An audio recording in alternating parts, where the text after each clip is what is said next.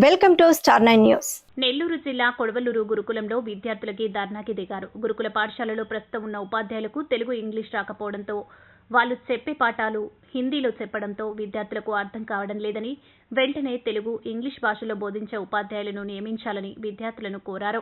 కొడవలూరు మండలం చంద్రశేఖరపురం గురుకుల పాఠశాలలో ఉపాధ్యాయుల కొరతను తీర్చి విద్యార్థులు పడుతున్న సమస్యలను పరిష్కరించాలని కోరుతూ గురుకుల పాఠశాల గేటు వద్ద విద్యార్థులు ధర్నా చేపట్టారు. విద్యార్థులకు సరిపడ భోజనం పెట్టడం లేదని, భోజనం అడిగితే మిగిలిపోయిన రసం తాగి పడుకోవాలని, వాటిని ఇబ్బందులకు గురి చేస్తున్నారని విద్యార్థులు ఆవేదన వ్యక్తం చేస్తున్నారు.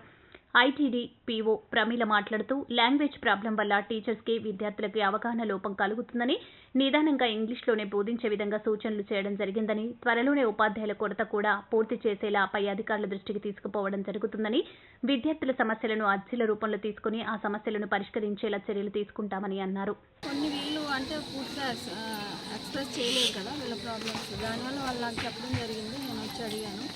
వాళ్ళు ఇంగ్లీష్లో అయితే కొద్దిగా మన పిల్లలకి అర్థం అవుతుంది కాబట్టి ఇంగ్లీష్లోనే టీచ్ చేయండి, ఇంగ్లీష్లోనే కొద్దిగా మాట్లాడడానికి ట్రై చేయండి అని చెప్పడం జరిగింది.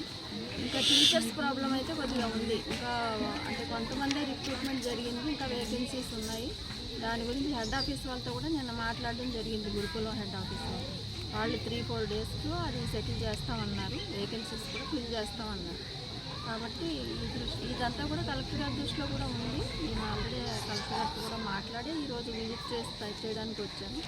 ఈ పిల్లలు ఇంకా ఏమన్నా వాళ్ళ ప్రాబ్లమ్స్ చెప్తే కూడా నేను కలెక్టర్ గారి నోటీస్ తీసుకెళ్ళి అలాగే హెడ్ ఆఫీస్కి కూడా వాళ్ళ నోటీస్లో కూడా పెట్టి మ్యాక్సిమం సాల్వ్ చేయడానికి చూస్తాను. భోజనం కూడా సరిపడంత పెట్టలేదని చెప్తున్నారు. అది కూడా ఇప్పుడే నా నోటీస్కి వచ్చింది. నేను కూడా మాట్లాడి వాళ్ళకి ఇన్స్ట్రక్షన్స్ ఇచ్చాను ఆల్రెడీ.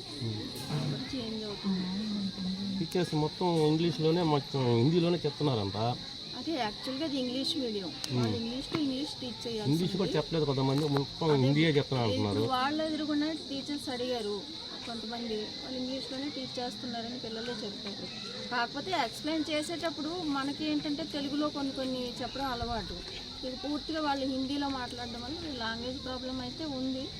అది కొద్దిగా అడ్జస్ట్ అవ్వాలి. మన టీచర్స్ కూడా వస్తారు కాబట్టి ఆ ప్రాబ్లమ్ సాల్వ్ అవుతుంది. వసతులు కూడా కన్వీనియంట్గా లేదంటున్నారు మేడం పిల్లలు. వసతులు అయితే ఇప్పుడు ఆల్రెడీ బిల్డింగ్ కట్టారు, డైనింగ్ హాల్ కూడా ఓపెన్ చేస్తారు. వసతులు అయితే బాగానే ఉన్నాయి. నిన్న ఒక బాబు బాత్రూంలో పడితే హాస్పిటల్కి కూడా తీసుకెళ్ళాదంట మేడం.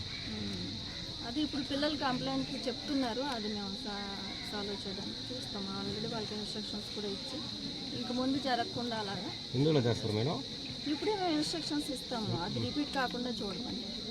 టైం మేడం అలా కదా, అలాంటి సిచ్యుయేషన్ రిపీట్ కాకుండా